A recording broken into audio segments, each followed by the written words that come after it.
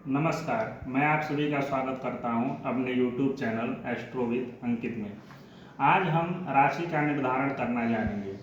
मान लीजिए कि आप सॉफ्टवेयर से कुंडली निकालते हैं तो उसमें लिख करके आ जाता है कि आपकी राशि कौन सी है।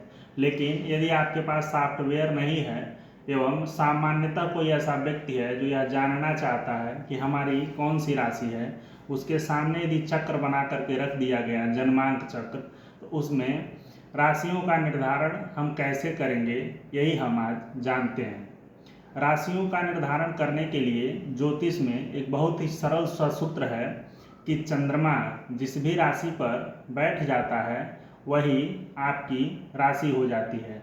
यदि चंद्रमा एक अंक जहाँ लिखा हुआ है वहाँ बैठा हुआ है तो आपकी राशि मेष राशि हो जाएगी। यदि चंद्रमा जहाँ बैठा हुआ है वहाँ 2 लिखा हुआ है तो वृष राशि, 3 लिखा हुआ है तो मिथुन, 4 लिखा हुआ है तो कर्क, 5 लिखा हुआ है तो सिंह राशि, 6 लिखा हुआ है तो कन्या राशि, 7 लिखा हुआ है तो तुला, 8 लिखा हुआ है तो वृश्चिक, 9 लिखा हुआ है तो धनु, 10 लिखा हुआ है तो मकर, 11 लिखा हुआ है तो कुंभ और 12 लिखा हुआ है तो आपकी मीन राशि हो जाएगी।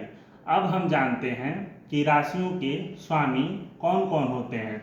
यदि आपकी मेष राशि है तो उसके स्वामी मंगल माने जाते हैं। यदि आपकी वृष राशि है तो उसके स्वामी शुक्र माने जाते हैं। यदि आपकी मिथुन राशि है तो उसके स्वामी बुध माने जाते हैं। यदि आपकी कन्या राशि है तो उसके स्वामी चंद्रमा माने जाते हैं। यदि आपकी सिंह राशि है तो उसके स्वामी सूर्य माने जाते हैं। यदि आपकी कन्या राशि है तो इसके भी स्वामी बुध माने जाते हैं। यदि आपकी तुला राशि है तो इसके भी स्वामी शुक्र माने जाते हैं। यदि आपकी वृश्चिक राशि है तो इसके भी स्वामी मंगल माने जाते हैं। यदि आपकी धनु राशि है तो इसके स्वामी बृहस्पति माने जाते हैं। यदि आपकी कुंभ राशि है तो इसके स्वामी शनि को माना जाता है। यदि आपकी मकर राशि है इसके भी स्वामी शनि माने गए हैं। यदि आपकी मीन राशि है तो इसके स्वामी देवगुरु बृहस्पति को माना गया है। इस प्रकार से हम अपने राशियों का निर्धारण कर सकते हैं।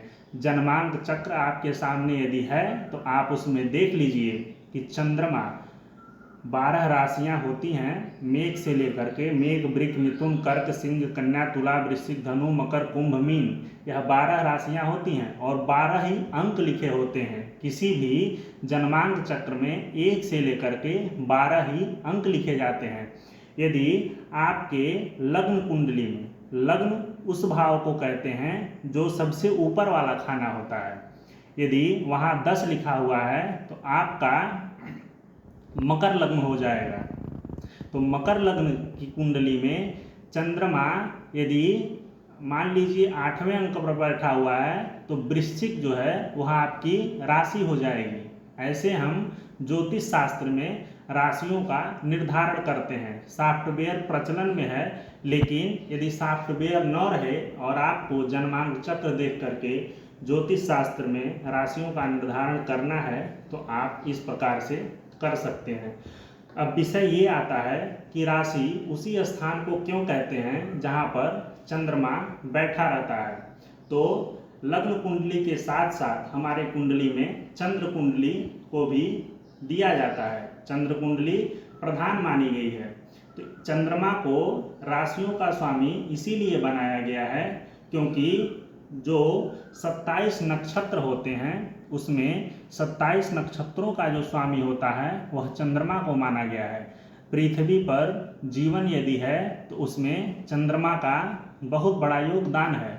जीवन, सभी जीव जो हमारे जीवन में पेड़ पौधे, इस तरीके से जितने भी हम चीज़ें देखते हैं वह सभी चंद्रमा के ही कार्यक्षेत्र में आते हैं। चंद्रमा को रस माना गया है। यदि सूर्य को ज्योतिष में राजा माना गया है तो चंद्रमा को रानी की उपाधि मिली हुई है। चंद्रमा पूरे वायुमंडल में शांति देने का कार्य करता है। आपके शरीर में 70% यदि जल है तो उसका कारक चंद्रमा ही है। यदि समुद्र में ज्वार भाटे आते हैं तो उसका भी कारक चंद्रमा है। इसीलिए यदि आपकी कुंडली में चंद्रमा खराब है, खराब स्थिति में है, तो प्रायः लोग रोगी हो जाते हैं। ऐसे जातक रोगी होते हैं, वह शरीर में ऑक्सीजन की कमी कर देता है। जिनका चंद्रमा खराब होता है, प्रायः यह देखा गया है कि उनके शरीर में ऑक्सीजन लेवल कम रहता है एवं खून की मात्रा भी कम होती है, जिससे उन्हें पीलिया की शिकायत हो जाती है। ऐसे में चंद्रमा को मजबूत करना अत्यंत ही आवश्यक है। यही आज का हमारा विषय था। हमारे चैनल से जुड़े रहने के लिए हमारे चैनल को सब्सक्राइब करें। ज्योतिष को सामान्य एवं सरल भाषा में हम आपके सामने प्रस्तुत कर सकें, यही हमारी इच्छा होती है। ज्योतिष शास्त्र एक ऐसा विषय है जिसको हम सभी को समझना चाहिए।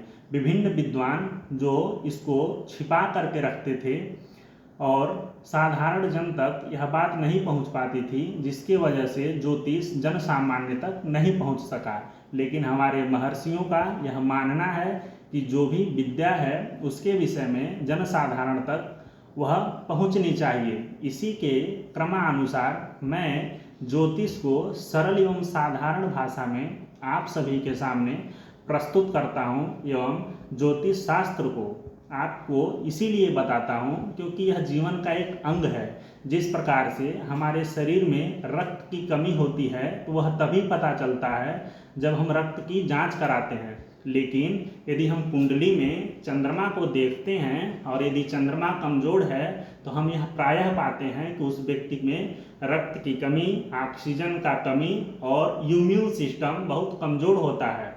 इसीलिए कुंडली साधारण विषय नहीं है। किसी भी जातक के लिए कुंडली को जानना समझना यह नितांत आवश्यक है। हमारे धर्मशास्त्रों में यह कहा गया है कि ज्योतिष एक ऐसा विषय है जो हमारे भूत, भविष्य एवं वर्तमान सभी पर प्रकाश डालता है।